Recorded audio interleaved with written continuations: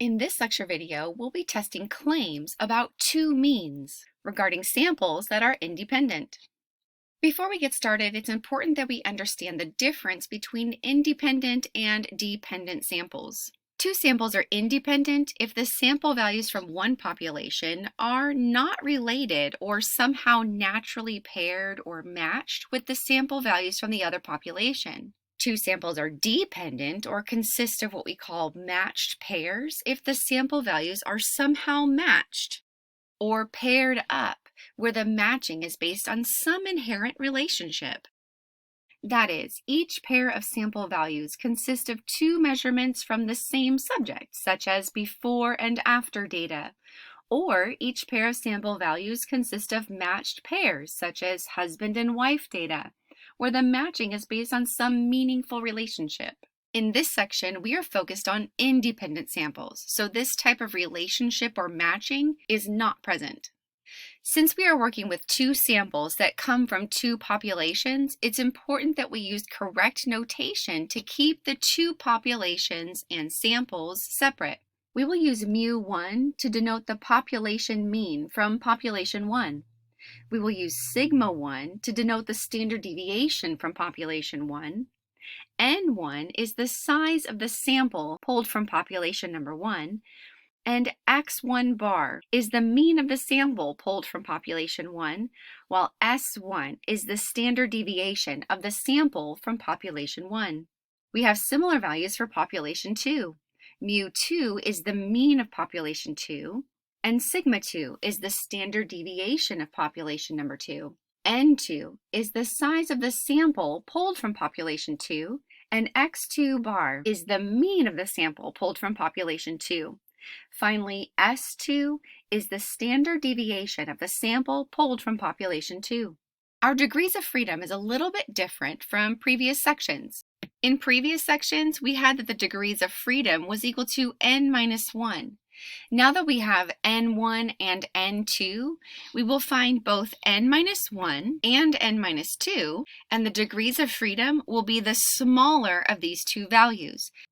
We do have a few requirements for these types of tests of significance. It must be that sigma 1 and sigma 2, the two population standard deviations, are unknown values and not assumed to be equal. It must be true that the two samples are independent, and both samples need to be simple random samples. And finally, either one of these or both of these conditions must be satisfied.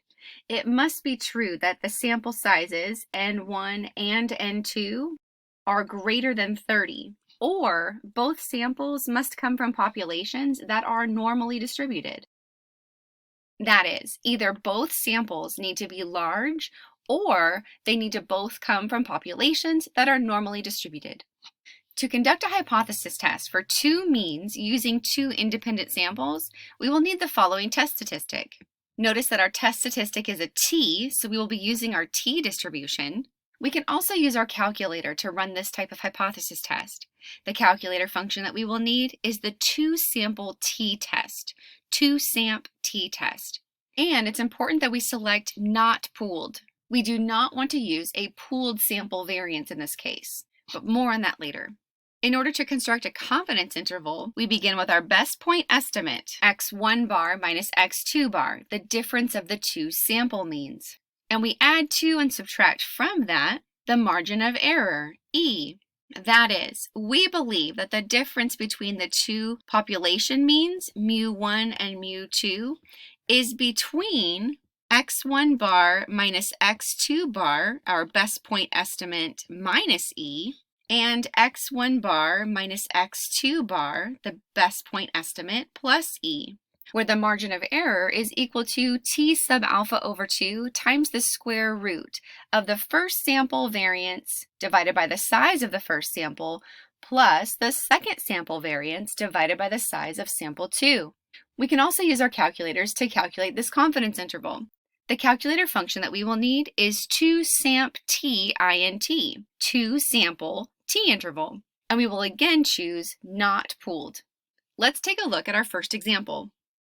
Consider the following sample of heights in inches. First, we have a collection of heights of supermodels, and then we have the summary statistics for the average woman. In other words, we're comparing supermodels to all other women. We're going to use a zero point 0.01 significance level to test the claim that supermodels have heights with a mean that is greater than the mean height of women in the general population. Let's begin by writing down what we know about our two samples. Let's define sample number 1 to be the supermodels. This is a sample of size 10 because we're given 10 data values. We also need the sample mean and the sample standard deviation. So let's put these values into a list in our calculator and use one variable statistics to find these values. We'll go to Stat, Edit, and I'll clear list 1 to make room for our data values. Entering our 10 data values,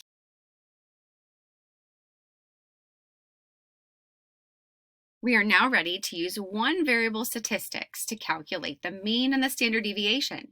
We'll go to Stat, Calculate, and press Enter for option 1, one variable statistics. Our values are in list 1, so we can scroll down to Calculate and press Enter.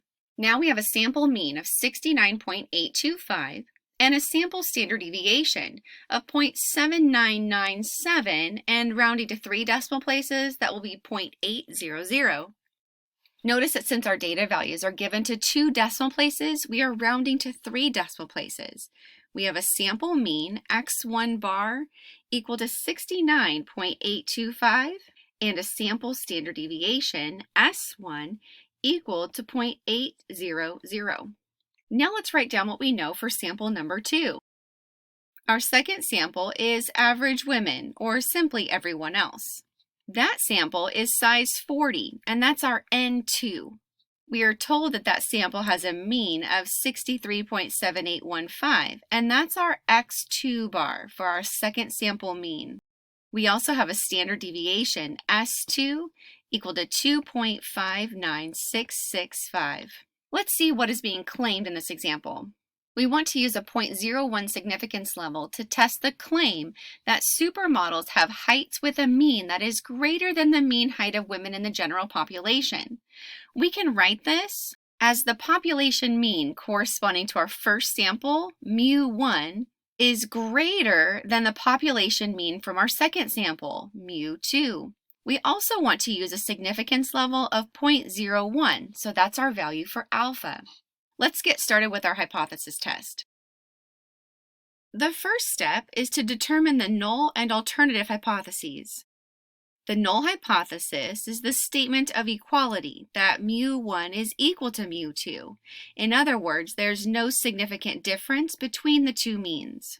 The alternative hypothesis, H1, in this case will represent the claim that mu1 is greater than mu2. Next, we'll calculate our test statistic. And we can do that using our calculators. We need the calculator function 2SAMP-T-test, and we can find that by going to Stat, Tests, and scrolling down to option 4, 2SAMP-T-test. Pressing Enter takes us to that calculator function. We have summary statistics for our data, and so we want to press Enter while Stats is highlighted. Now we can enter the mean for the first sample, 69.825, and the standard deviation for the first sample, 0.800. We also have a sample size for the first sample of 10, so that's our N1. Next, we have the sample mean for the second sample, 63.7815, and the standard deviation for the second sample, 2.59665. And finally, the size of the second sample, 40. Since we have a right-tailed test that mu1 is greater than mu2, we want to press Enter while greater than mu2 is highlighted. And for the option of pooled, we want to make sure that No is selected. Finally, while Calculate is highlighted, we'll press Enter. This gives us our t-statistic. Our test statistic is 12.532, rounded to 3 decimal places. This also gives us our p-value of 1.09 times 10 to the negative 16th. Let's take this information back to the example. We found our test statistic using the calculator function 2SAMP-T-test. and we found it to be t equal to 12.532.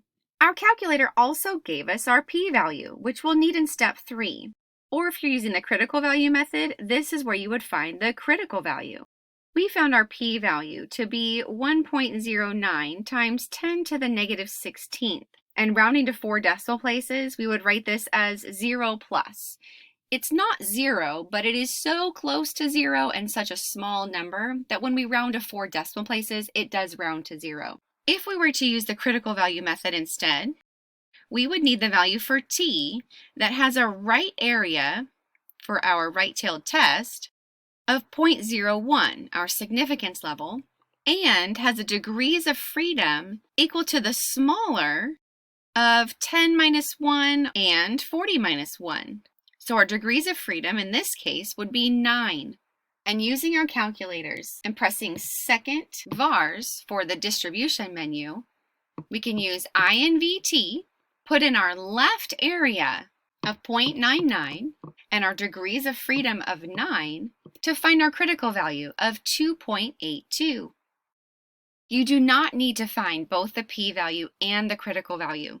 These are two equivalent methods that give us the same exact conclusion. And our conclusion is step 4. Comparing our p-value to alpha, or equivalently the test statistic to the critical value, we find that the p-value is less than alpha, which causes us to reject the null hypothesis. Since we are rejecting the null, that leads us to support the alternative, which in this case is our claim. So we move to support the claim. We could write a concluding sentence like this. There is sufficient evidence to support the claim that supermodels have heights with a mean that is greater than the mean height of women in the general population. Now let's construct the corresponding confidence interval. We could instead test this same claim by using a confidence interval instead of a hypothesis test. What you'll notice is that we end up with the same conclusion, but looking at it from a slightly different angle. We're going to construct a 98% confidence interval for the given claim. Notice that since we had a right-tailed test with alpha equal to 0.01, that corresponds to a confidence interval with 0.01 in each tail, leaving 0.98 or 98% in the middle. That's why a 98% confidence interval is appropriate for this claim. Let's again use our calculators, but this time we'll use 2SAMP-TINT for an interval instead of a hypothesis test. We will go to Stat, Tests, and scroll down to option 0, 2SAMP-TINT. We'll press Enter to select it. Notice that our summary statistics came over from our 2SAMP-T test. What we need to do is adjust our confidence level. Right now it reads 0.99, but we want 0.98 for a 98% confidence interval. We still want No for pooled, and when Calculate is highlighted, we'll press Enter. This gives us a confidence interval of 4.881 to 7.206, rounding to 3 decimal places. We found our confidence interval to be 4.881 to 7.206, and we could write something like this. We are 98% confident that the interval from 4.881 to 7.206 contains the actual difference between the two population means. Let's see what other information we can pull out from this interval. First of all, it does not contain 0. That implies that the difference mu1 minus mu2 is not equal to 0. That is, they are not equal to one another. This implies that there is actually a difference between these two population means. Also notice that these values are all positive. That implies that mu1 minus mu2, the difference between the two population means, is greater than 0, or that mu1 is in fact greater than mu2. Notice that that corresponds to the claim or the alternative hypothesis from our hypothesis test. And finally, notice that the difference between these two values is somewhere between about 4.8 inches and 7.2 inches. It does depend slightly on what your definition of significant is. That means that the difference between the two population means, the mean of the supermodels minus the mean for average women, is between about 5 and 7 inches, implying that the mean for supermodels is 5 to 7 inches greater than the mean height for average women. So, this leads us to conclude that there is a significant difference between the two population means in favor of the population mean for supermodels being significantly higher than the mean for average women. Now let's consider a different situation. Sometimes two samples are pulled from the same population, meaning that they would then have the same population standard deviation.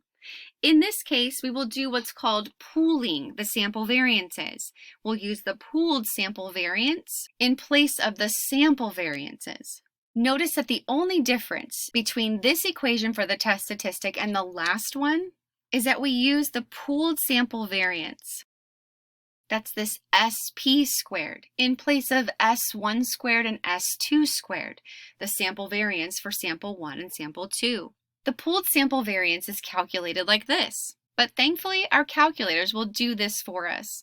We can use the same calculator function, 2SAMP-T test, like we did in the previous example, but this time we will select yes for pooled. We do want to use the pooled sample variance. In order to construct a confidence interval in this case, we again have very similar values. The difference being that we use the pooled sample variance in place of the two sample variances. The calculator function in this case is the same as before, 2SAMP-T-INT, but we will select pooled because we want to use the pooled sample variance. Let's take a look at an example. I will get you started on this example and give you values to double check your answers. But the best thing you can do is to pull out your calculator and do these calculations yourself and make sure that you know how to do them correctly. The following data gives results from a study of the words spoken in a day by men and women. In this example, we already have our two samples labeled with N1, X1 bar, S1, and N2, X2 bar, and S2. In other words, we have men for our sample number 1, and women for our sample number 2. We are given summary statistics for both. In this example, we are told to assume that the population standard deviations are equal to one another. Sigma 1 equals sigma 2. So we will use the pooled sample variance. We will be testing the claim that the mean number of words spoken in a day by men is less than that for women. Written symbolically, we can say that this claim is that mu1 is less than mu2. And with a significance level of 0.01, we also have our value for alpha. The first step for any hypothesis test is to determine the null and alternative hypotheses. In this case, the null hypothesis, H0, is the statement of equality that mu1 is equal to mu2, that there's no significant difference between the two population means. The alternative hypothesis, H1, lines up with the claim that mu1 is less than mu2.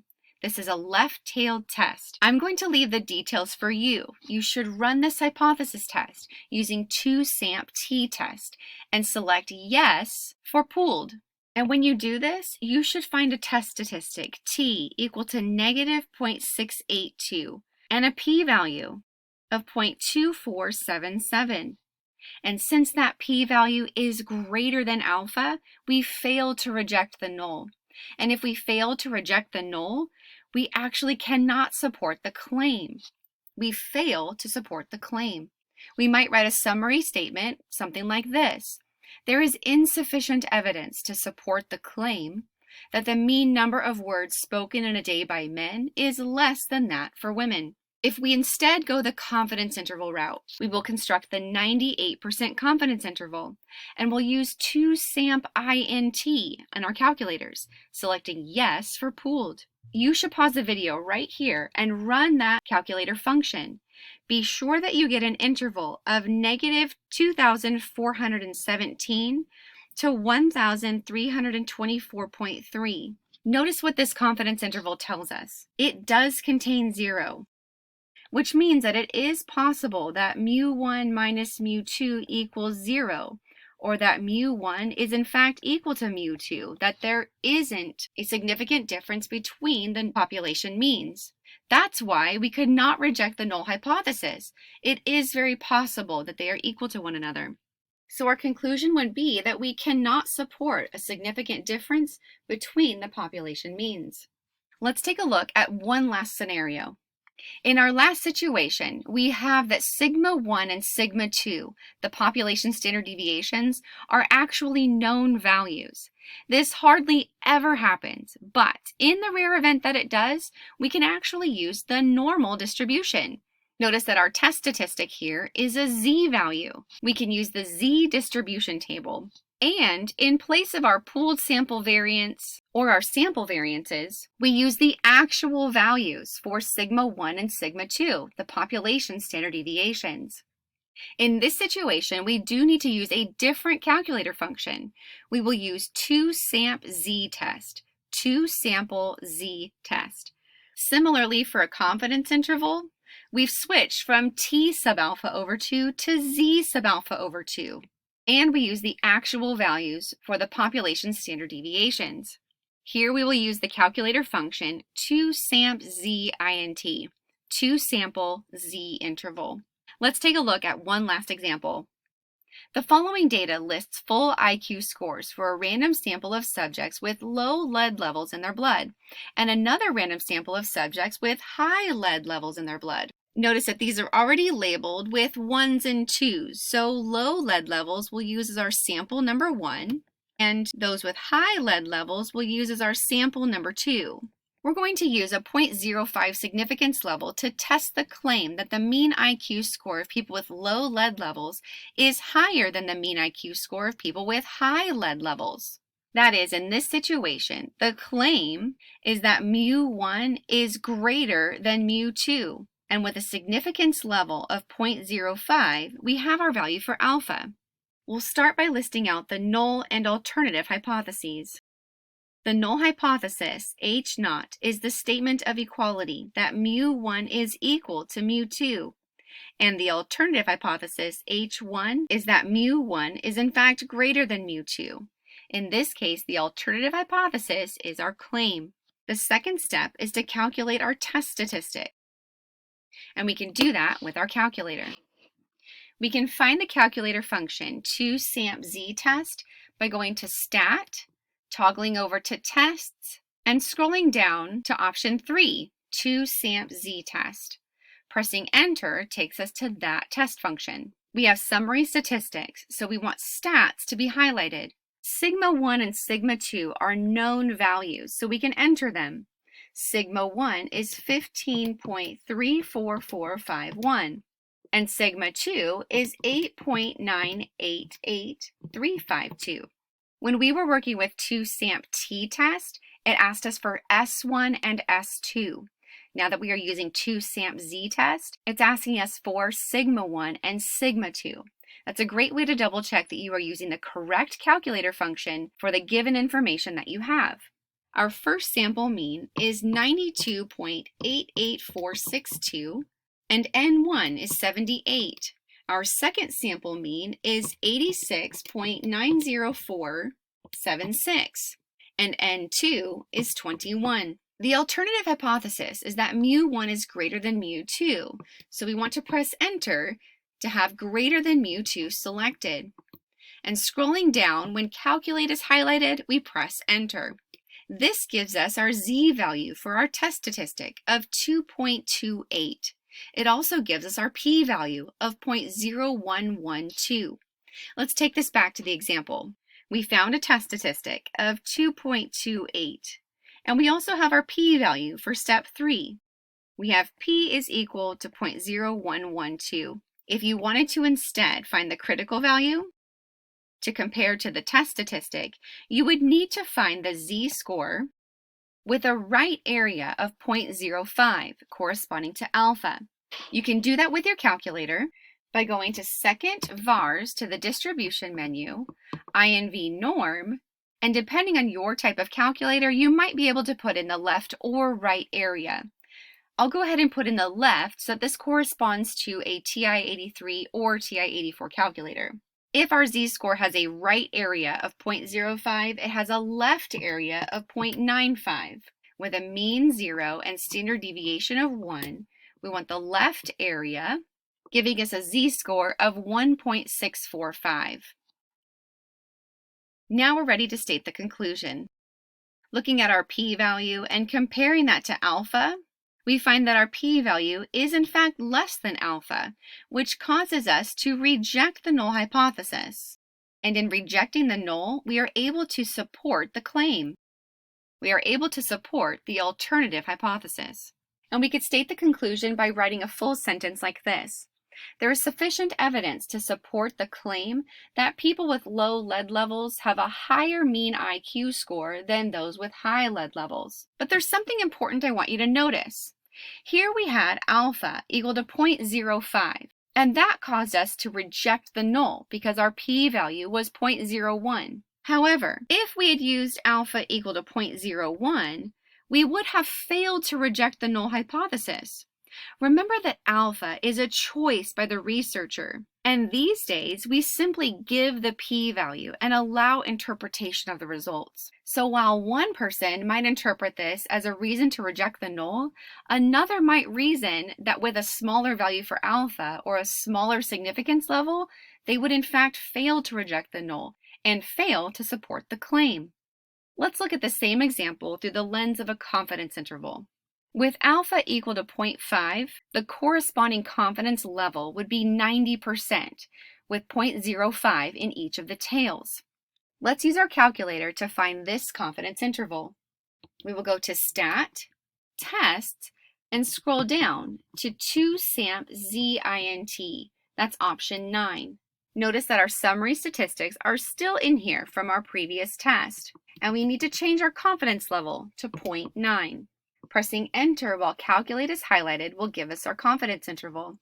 Our interval is 1.6699 to 10.29. We are 90% confident that the interval from 1.6699 to 10.29 contains the actual difference between the two population means. This interval does not contain 0, and the values are all positive, which would lead us to believe that mu1 is in fact greater than mu2. However, if we instead wanted to be 98% confident, notice how the interval would change.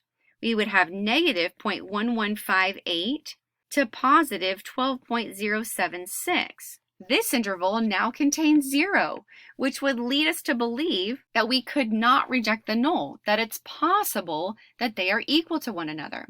Again, the value that's chosen for alpha, that significance level, can very easily shift us from rejecting the null to failing to reject the null, which is why in recent years we've switched to simply giving the p-value and allowing the reader and researcher to give their own interpretation of the results.